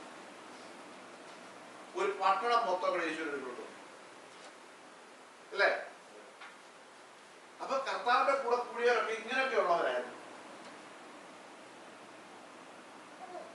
പക്ഷേ ഈ പണ്ട് തൊട്ടേ മാനസാന്തരപ്പെട്ടു ദൈവസഭയുടെ അംഗമാണെന്നൊക്കെ പറഞ്ഞ് ഞങ്ങൾ ഇപ്പൊ പോകുന്നൊക്കെ പറഞ്ഞ് നിൽക്കുന്നവർക്ക് ഇതൊന്നും കാണുമ്പോൾ എന്ത് ചെയ്യത്തില്ല, ഇഷ്ടപ്പെടത്തില്ല.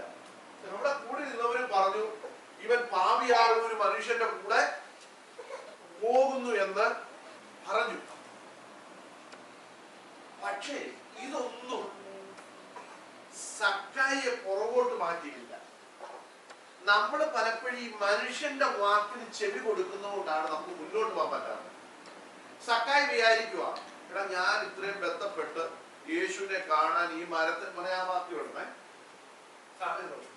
ഈ മരത്തിലൊക്കെ കേറി എന്നിട്ട് കർത്താവ് വിളിച്ചോടനെ, കാരണം സക്കായി ആളിൽ കുറിക്കവനാണെന്ന് പറയുന്നുണ്ട്. അപ്പൊ സക്കായി വിചാരിക്കണ ഞാൻ ഇത്രയും കഷ്ടപ്പെട്ട് ഈ മരത്തെ കയറി കർത്താവിനെ കണ്ടു, കർത്താവ് എന്നെ വിളിച്ചു, ഞാൻ ഇറങ്ങി വന്നു, കർത്താവിനെ കൈ കൊണ്ടു, എന്നാൽ ഈ ജനം പറയുന്നത് എന്തുവാ? ഞാൻ പാപിയാണ്. ഇവൻ ഇത് ശ്രദ്ധിച്ചിരുന്നെങ്കിൽ കർത്താവിനോട് പോകാൻ പറ്റുമായിരുന്നു. നമ്മുടെ കർത്താവിന്റെ വാക്കിനേക്കാൾ കൂടുതൽ ആരുടെ വാക്കിനാണ് ചെവി കൊടുക്കുന്നത്? അതുകൊണ്ട് നമ്മൾ ഇങ്ങനെ ഇരിക്കുന്നു. കർത്താവ് എന്ത് പറയുന്നു അല്ല നമ്മുടെ വിഷയം. നമ്മുടെ വിഷയം മനുഷ്യനെ കുറിച്ച് എന്തു പറയുന്നു, ഇതാണ് നമ്മുടെ വിഷയം. പക്ഷെ സക്കായി യേശുവിനെ കണ്ടപ്പോൾ മനുഷ്യന്റെ വാക്കിന് അവൻ എന്ത് കൊടുത്തില്ല, വില കൊടുത്തില്ല. മനുഷ്യൻ അവിടെ കൂടിയ പുള്ളികളെല്ലാം നിന്നോട്ട് പറഞ്ഞു ഇവ ഭാവിയാ, ഇവ ഭാവിയാ, ഇവ ഭാവിയാ പറഞ്ഞു അവരെല്ലാവരും കർത്താവിനെ ആരായിട്ട് മാറ്റി? ഭാവിയായിട്ട് മാറ്റി. പക്ഷെ കർത്താവ് ഇതൊന്നും എന്ത് ചെയ്തില്ല, മൈൻഡ് ചെയ്തില്ല. കർത്താവ് ഇവന്റെ കയ്യിൽ പറഞ്ഞ് പോയി. അതുകൊണ്ട് സംഭവിച്ചത് എന്താ? സക്കായി യേശുവിനെ കണ്ടു. അത് മാത്രമല്ല, അവനെ കുറിച്ച് വന്നിരിക്കുന്നത് ഇന്ന് ഈ വീടിന് രക്ഷ വന്നു. അവൻ ആരുടെ മകനായിട്ട് മാറി? അവൻ അബ്രഹാമിന്റെ മകനായിട്ട് മാറി. കണ്ടോ? അപ്പൊ മനുഷ്യരുടെ വാക്കിനേക്കാൾ അപ്പുറമായിട്ട് ദൈവത്തിന്റെ വാക്കിന് നമ്മൾ ചെവി കൊടുക്കാനിടയായി തീരണം. മാനുഷിക വാക്കുകൾ നിങ്ങളെ തളർത്തുമ്പോൾ ഡിസ്കറേജ് ചെയ്യുന്നതായി മനസ്സിലായോ? പക്ഷെ നമ്മൾ എപ്പോഴും അത് കേൾക്കാൻ ആഗ്രഹിക്കുന്നത്. പക്ഷേ ഇവിടെ കർത്താവിന്റെ വാക്ക് നമ്മളെ എപ്പോഴും ധൈര്യപ്പെടുത്തുന്നതായിരിക്കും. ഇവിടെ സക്കായി നിന്നുകൊണ്ട് പറഞ്ഞു, കർത്താവേ, ഈ സക്കായി ആരോടായിരുന്നു പറഞ്ഞത്?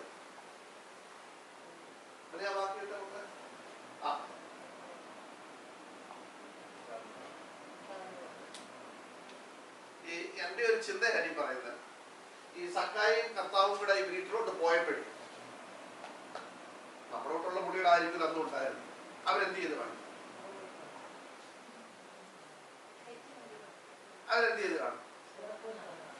എന്തായാലും ലാൻസ് അതാ നമുക്ക് വേണ്ടി അവരൊക്കെ പഠിക്കുമോ, നമുക്ക് വേണ്ടി പങ്കാഴ്ചയാണ്. അങ്ങനെ നമ്മൾ കൂടെ പിടിക്കും. എന്തിനാ? അവിടെ എന്താണ് CCTV, പണ്ടത്തെ CCTV പോലെ നമ്മളും അതിന്റെ പുറകെ ഇങ്ങനെ പോവും. എന്താ ഇവിടെ നടക്കാൻ പോകുന്നത്? ഇവരെല്ലാം എവിടെ ചെന്ന് കാണും? സക്കായുടെ വീടിന്റെ മതിലിന്റെ അവിടെ ഇവിടെയൊക്കെ ഇങ്ങനെ നോക്കി നിന്ന് കാണും. മൈൻഡ് ചെയ്തു. സക്കായി എന്നാ വിചാരിക്കുക, യുവമാരിക്കെന്ന് അറിയട്ടെ, ഇവരെ ഭാവി എന്നൊക്കെ എന്നെ വിളിച്ചില്ലേ എന്ന് യുവമാർ അറിയട്ടെ. ആ എല്ലാരും ഇങ്ങോട്ട് വാ, ഞാൻ ഒരു കാര്യം പറയാൻ പോവാ. ഞാൻ എന്റെ വസ്തുവിൽ പാതി ഞാൻ ദരിദ്രം കൊടുക്കുക, നിനക്കൊക്കെ വേണേ ഒന്ന് കുറച്ച് മേടിച്ചുകൊണ്ട് പോകും എന്നാണോ കഴിവാണ്. പിന്നെ നിങ്ങളുടെ ഇതൊക്കെ കുറെ മേടിച്ചിട്ടുണ്ടെന്നൊക്കെ എനിക്കറിയാം, അത് ഞാൻ 4 മടങ്ങ് തരാൻ പോവാ, നിങ്ങൾ നാളെ രാവിലെ എല്ലാവരും ഇങ്ങോട്ട് പോരെ എന്നാണോ പറഞ്ഞത്. സക്കായിക്ക് ഇവിടെ മനുഷ്യനുമായിട്ട് ബന്ധമൊന്നുമില്ല. ഇവിടെ സക്കായി ആരോടാ പറഞ്ഞത്? കർത്താവിനോട് പറയുക, കർത്താവേ. കാരണം സക്കായിക്ക് മനസ്സിലായി, ഞാൻ ഈ ചെയ്തതൊക്കെ ക്ഷമിക്കാൻ കഴിവുള്ള ഒരുത്തരം എന്റെ കൂടെ നിൽക്കുന്നത്. ഞാൻ എനിക്ക് അവനോട് കാര്യം പറഞ്ഞാൽ മതി. ഇനി നിങ്ങൾ ചിന്തിച്ച് സക്കായി വിളിച്ചേച്ച് ഇതെല്ലാം അവർക്ക് കൊടുക്കും, അവർക്ക് കുട്ടിക്കും. ഈ മേടിച്ചേച്ച് ഇവര് പറയുന്നത് എന്തുമായിരിക്കും അറിയാം?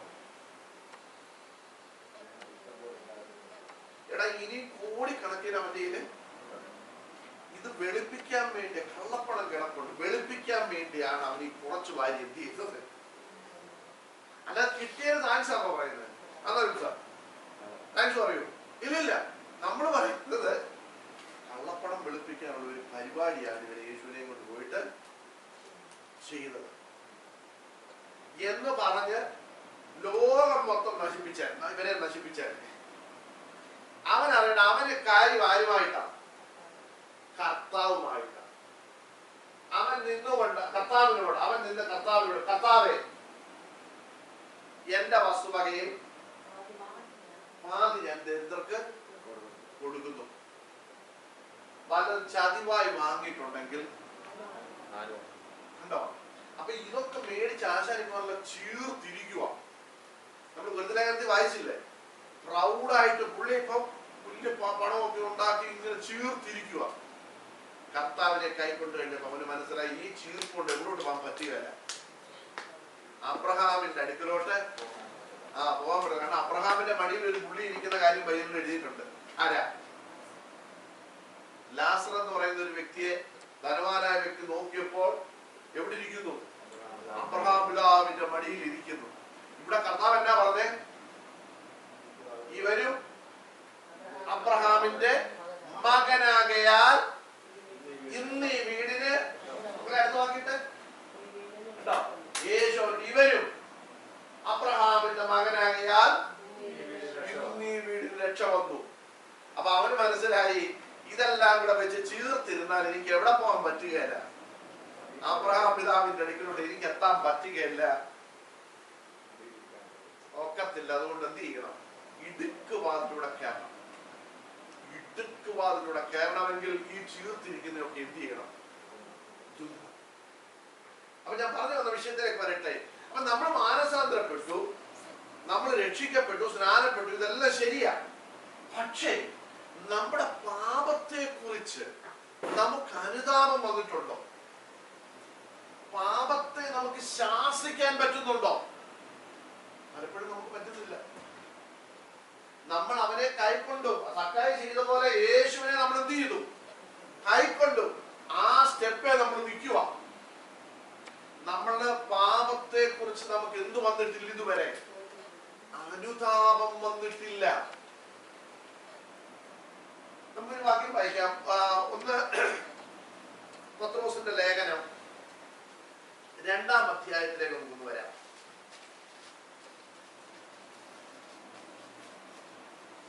2-ാം അധ്യായം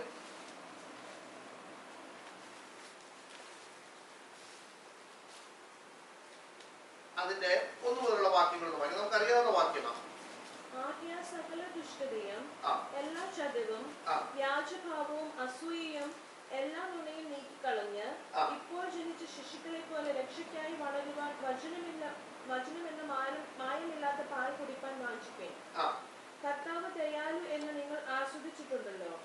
മനുഷ്യർ തള്ളിയതെങ്കിലും ദൈവസന്നിധിയിൽ ശ്രേഷ്ഠവും മാന്യവുമായ ജീവനുള്ള കല്ലായ അവന്റെ അടുക്കൽ വന്നിട്ട് നിങ്ങളും ജീവനുള്ള കല്ലുകൾ എന്ന പോലെ ആത്മീയ ഗ്രഹമായി യേശു ക്രിസ്തു മുഖാന്തരം ദൈവത്തിന് പ്രസാദമുള്ള ആത്മീയ യാഗം കഴിപ്പാൻ തക്ക വിശുദ്ധ പുരോഹിത വർഗമാകേണ്ടതിന് പണിയപ്പെടുന്നു. ഇവിടെ പറയുകയാണ്, ആകയാൽ സകല ദുഷ്ടതയും എല്ലാ ചതിവും വ്യാജപാപവും അസൂയയും നുണയും നീക്കിക്കളഞ്ഞിട്ട്. കേട്ടോ? അപ്പൊ നീക്കിക്കളഞ്ഞിട്ട് ഇപ്പോൾ ജനിച്ച ശിശുക്കളെ പോലെ രക്ഷയ്ക്കായി വളരുവാൻ വചനമെന്ന മായമില്ലാത്ത പാല് കുടിപ്പാൻ നിങ്ങൾ എന്ത് ചെയ്യണം? വാഞ്ചിക്കണം. അപ്പൊ നോക്കിയേ, നീക്കിക്കളയുക, കഴുകിക്കളയുക. അതിന്റെ ആദ്യത്തെ വാക്കിയിട്ട്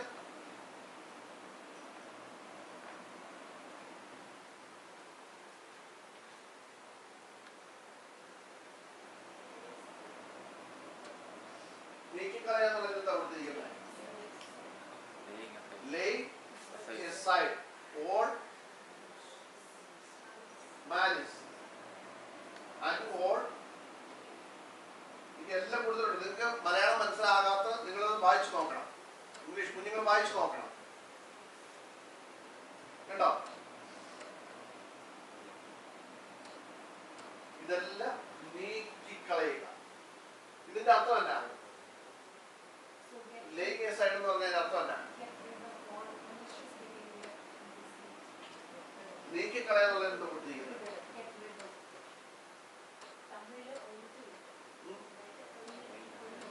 ഒഴിച്ചു കളയുക. കണ്ടോ? അപ്പൊ കാരണം ഇത് ആരോടാ പറയുന്നത് എന്നുള്ളതിനൊരു തെളിവ് ഞാൻ ഒന്നാം വാക്യത്തിൽ നിന്ന് തരാം.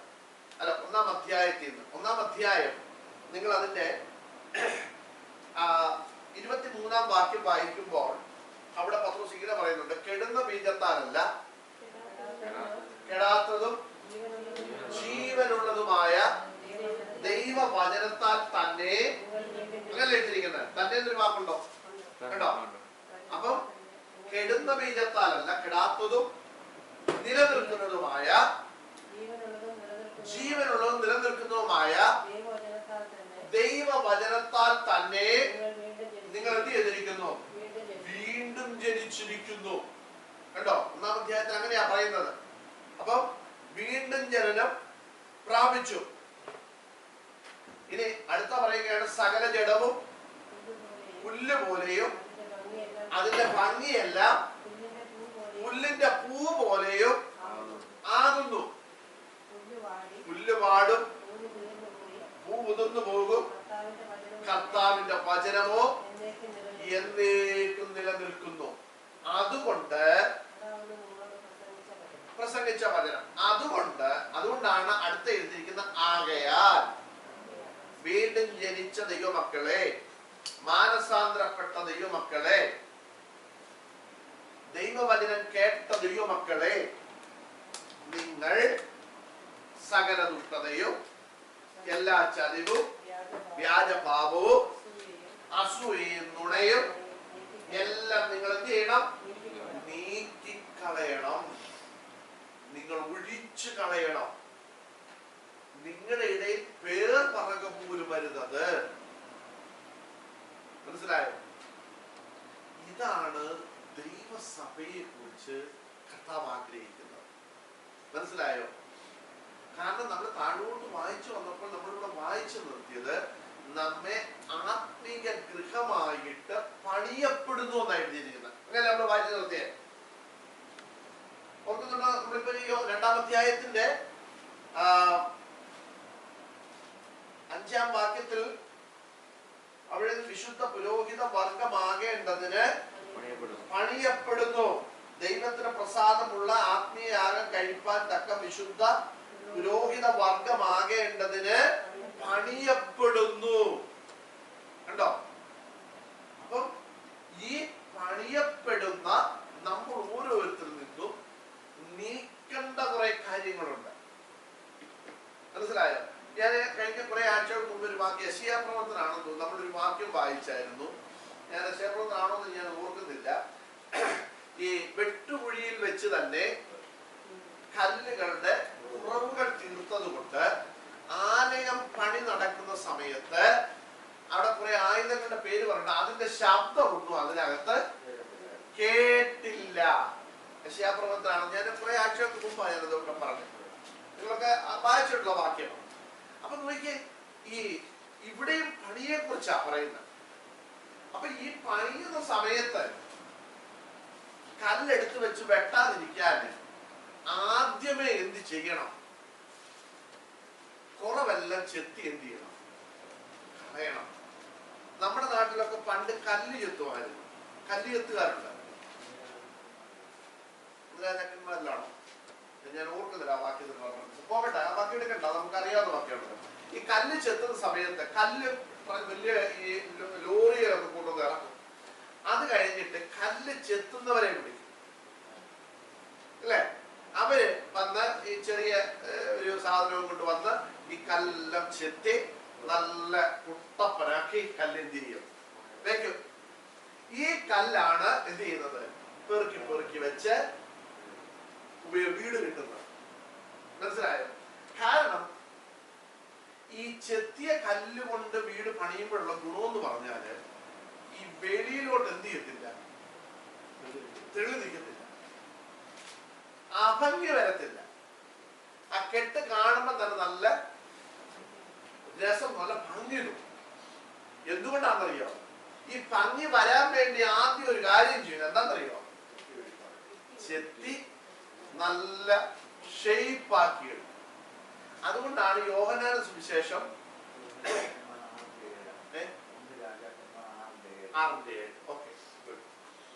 ഈ യോഹന്നാന്റെ സുവിശേഷം നമ്മളൊരു വാക്യം വായിച്ചു, കഴിഞ്ഞ ആഴ്ച നമ്മളോട് വായിച്ചു തോന്നുന്നു.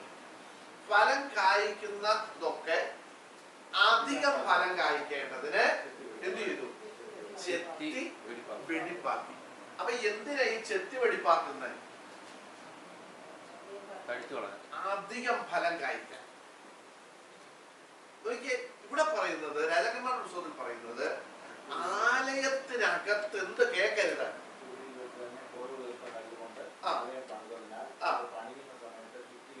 കണ്ടോ?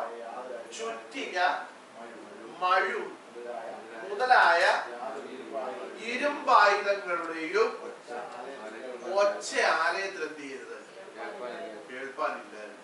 അപ്പൊ ആലയത്തിൽ ഒച്ച കേൾക്കുന്നുണ്ടെങ്കിലും അതിന്റെ അർത്ഥമല്ല. ഈ വേണ്ടാത്ത ശബ്ദമൊക്കെ ആലയത്തിൽ അത് കേൾക്കുന്നെങ്കിൽ അതിന്റെ അർത്ഥം എന്നാ അറിയാം? എന്തായാലും ഇവിടെ പറയുന്നത് ചുറ്റിക, മഴു മുതലായ ഇരുമ്പായുധങ്ങളുടെ ശബ്ദം ഒന്നും ആലയത്തിനകത്ത് കേൾക്കാനില്ലായിരുന്നു.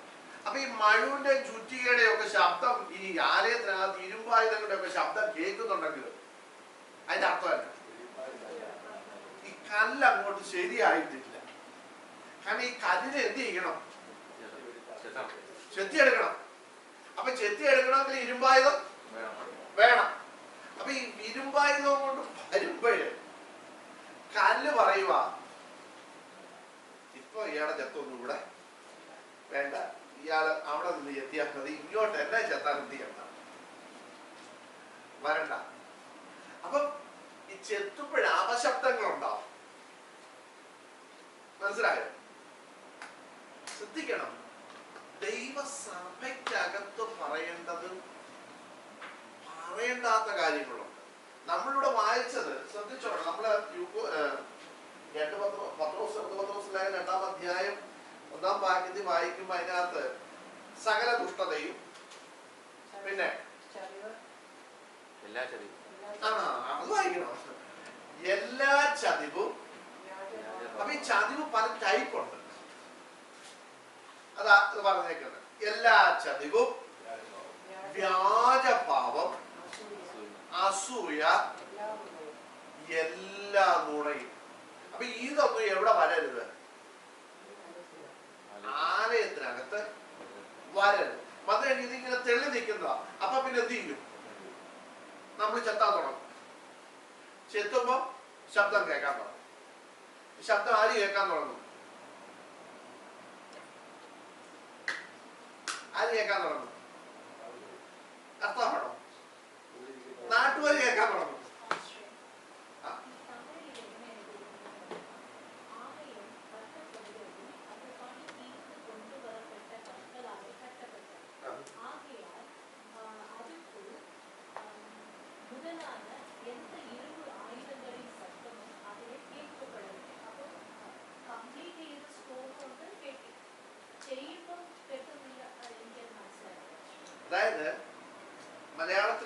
ചെയ്തിരിക്കുന്നത്, ഈ കല്ല് വെട്ടിയെടുക്കുന്നിടത്ത് വെച്ച് തന്നെ ഇത് ഷേപ്പ് വരും. വെട്ടുകുഴി എന്നതിന് പലത് എഴുതിയിരിക്കുന്നത്, അങ്ങനെയുള്ള എപ്പിസോഡ് എഴുതിയിരിക്കുന്നത് വെട്ടുകുഴിയിൽ വെച്ച്. അപ്പൊ ഈ കല്ല് വെട്ടിയെടുക്കുന്നുണ്ട്. ഇവിടെ വെച്ച് ഷേപ്പ് ആക്കാതെ ഈ കല്ല് കൊണ്ടുപോയി ആലയം പണിയാൻ തുടങ്ങിയാൽ ഭിത്തിക്ക് എന്ത് വരത്തില്ല, ഷേപ്പ് വരത്തില്ല. അപ്പൊ ഷേപ്പ് വരണമെങ്കിൽ എന്ത് ചെയ്യണം? ഇരുമ്പ് ആയുധം വെച്ച് എന്ത് ചെയ്യണം? ശരിയാക്കണം. അപ്പൊ അവിടെ പറയുന്നത് ഇവിടെ വെച്ച് ചെത്ത് ഷേപ്പ് വരുത്തിയത് കൊണ്ട് ആലയത്തിൽ ഇരുമ്പായുധങ്ങളുടെ ശബ്ദമൊന്നും എന്ത് ചെയ്യുന്നില്ല, കേൾക്കുന്നില്ല. എന്തുകൊണ്ടാ കേൾക്കാത്ത? ഇവിടെ വെച്ച് ഇതിനെ എന്ത് ചെയ്തു? ഫിൽറ്റർ ചെയ്തു. മനസ്സിലായോ?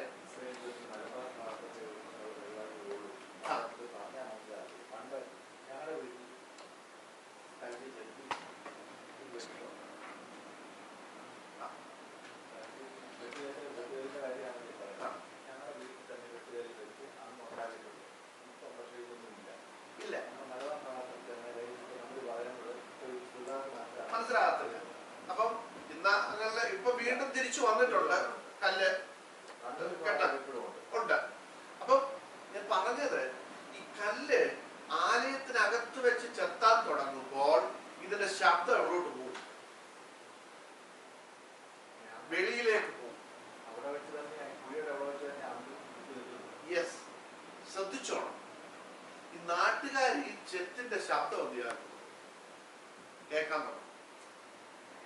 ഇന്ന് നമ്മുടെ ആലയങ്ങളിൽ നിന്ന് ഈ അപശബ്ദമായി എന്ത് ചെയ്യുന്നത്? നാട്ടുകാർ കേൾക്കുന്നത്. മനസ്സിലായോ? അതുകൊണ്ട് ദൈവസഭയുടെ വില എന്ത് ചെയ്തു? പോയി. പണ്ട് അപ്പൊ ഇതെന്താന്ന് ചോദിച്ചാൽ, മാനസാന്തരപ്പെടാത്തവർ, പാപത്തെ കുറിച്ച് അനുതപിക്കാത്തവർ, പാപത്തെ ഏറ്റുപറഞ്ഞ് ഉപേക്ഷിക്കാത്തവർ, മനസ്സിലായോ? ചെയ്ത പാപത്തെ കുറിച്ച് അനുതാപമില്ലാത്തവർ എവിടെ കയറാൻ തുടങ്ങി? സഭയ്ക്കകത്ത് കയറി. സഭയ്ക്കകത്ത് കയറി സഭയെ മലിനമാക്കാൻ തുടങ്ങി. മനസ്സിലായോ? മലിനമാക്കിയത് കൊണ്ട് സഭയുടെ ശബ്ദം അപശബ്ദമായിട്ട് മാറി. സഭയ്ക്കകത്തുകൊണ്ട് കേൾക്കേണ്ട ശബ്ദം, സ്തുതിയും സ്തോത്രങ്ങളും ആരാധനയും കേൾക്കേണ്ട സ്ഥാനത്ത് ആകാത്ത വാക്കുകൾ വരാൻ തുടങ്ങി. ഇവിടെ നമ്മൾ വായിച്ചു എന്തൊക്കെയാ നീക്കണ്ടെന്ന് നമ്മുടെ പറഞ്ഞു. കുറെ ലിസ്റ്റ് പറഞ്ഞിട്ട് പറയുക, അവയെ എന്ത് ചെയ്യണമെന്നാ? എങ്ങനെ? നീക്കിക്കളയണം എന്ന് പറഞ്ഞാൽ നിങ്ങളുമായിട്ട് ഇനി അതിലെന്തില്ല, ബന്ധമില്ല. നിങ്ങളും ഈ പറഞ്ഞ ലിസ്റ്റുമായിട്ട് ഇനി എന്തില്ല, ബന്ധമില്ല. കാരണം നിങ്ങൾ ആരാ? 1-ാം അധ്യായത്തിൽ പറയുന്നു, കെടുന്ന ബീജത്താലല്ല, കെടാത്തതും ജീവനുള്ളതും നിലനിൽക്കുന്നതുമായ ദൈവവചനത്താൽ തന്നെ നിങ്ങൾ ആരായിട്ട് മാറി? വീണ്ടും ജനിക്കപ്പെട്ടു. ഇനി നിങ്ങൾക്ക് ഇതുമായിട്ട് എന്തില്ല, ബന്ധമില്ല. നിങ്ങൾ അതിനെ എന്ത് ചെയ്യണം? നീക്കിക്കളയണം. മനസ്സിലായോ? നമ്മൾ പലപ്പോഴും ഇതിൽ പരാജയപ്പെട്ടു. നമ്മൾ പലപ്പോഴും ഇതിൽ തോൽവി സമ്മതിച്ചിരിക്കുക. മനസ്സിലായോ? ദൈവമക്കളെ, മടങ്ങി വരുവാനിടയായി തീരണം. ദൈവസഭകൾ എന്ന് പറയുന്ന സഭകൾ മടങ്ങി വരണം. എന്ന് പറഞ്ഞാൽ ഓരോ വ്യക്തിയും എന്ത് ചെയ്യണം? മടങ്ങി വരണം. ഞാൻ വാക്കിലൂടെ നിർത്തുകയാണ്. ഇടുക്ക് വാതിലൂടെ കടക്കുക എന്ന് പറയുന്നത് ഈസി അല്ല. ഒതുങ്ങുക എന്ന് പറയുന്ന ഒറ്റ വാക്ക് നമ്മൾ പറയുമ്പോൾ അത് തീർന്നു. പക്ഷേ ഒതുങ്ങുക എന്ന് പറയുന്നത് അത്ര ഈസി കാര്യമല്ല. മനസ്സിലായോ? നമ്മൾ പലപ്പോഴും ആഗ്രഹിക്കുന്നത് ചീർത്തിരിക്കാനാ, പപ്പായിട്ടിരിക്കാനാ നമ്മൾ ആഗ്രഹിക്കുന്നത്. നിത്യതയിൽ എത്തത്തില്ല. ദൈവസഭ ഒരിക്കലും എന്ത് ചെയ്യത്തില്ല, നിത്യതയിൽ എത്തത്തില്ല. കർത്താവ് നിങ്ങളെ അനുഗ്രഹിക്കട്ടെ. ബാക്കി കാര്യം